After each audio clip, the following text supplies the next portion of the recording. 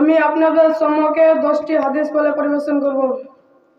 1 নম্বর হাদিস, মিফতাহুল জান্নাতিস সালাত, বেহেশতের চাবি হলো নামাজ, রাওয়াহু তিরমিজি।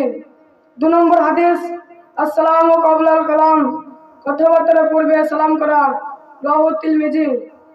3 নম্বর হাদিস, ইন্নামাল আমালু বিন্নিয়াত,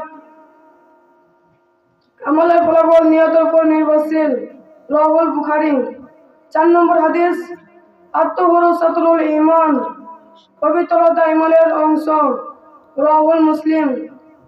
5 নম্বর হাদিস, ইজা দাখালতুম বাইতান ফাসাল্লিমু আলা আহলিহি, ঘরে প্রবেশকালীন আর ঘরের বাসিন্দাদেরকে সালাম করা, রাওয়াহু শুআবুল ঈমান। 6 নম্বর হাদিস, আহসানুল কালামি কালামুল্লাহ, সবচাইতে ভালো কথা হলো আল্লাহর কথা, রাওয়াহুন নাসাই। 7 নম্বর হাদিস, আদ-দুআউ সিলাহুল মুমিনিন, দোয়া হলো মুমিনদের জন্য হাতিয়ার, রাওয়াহুল মুসনাদ আবি আলা। 8 নম্বর হাদিস, তালাবুল হালালি ওয়াজিবুন আলা কুল্লি মুসলিমিন, হালাল রুজি উপার্জন করা প্রত্যেক মুসলমানের উপর ওয়াজিব, রাওয়াহুল আল মুজাম্মিল।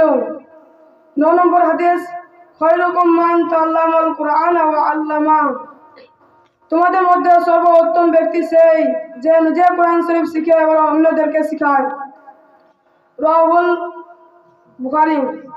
10 নম্বর হাদিস, লা ইয়াদখুলুল জান্নাতা নাম্মামুন, চুগলখোর জান্নাতে প্রবেশ করতে পারবে না, রাওয়াহুল মুসলিম। আসসালামু আলাইকুম।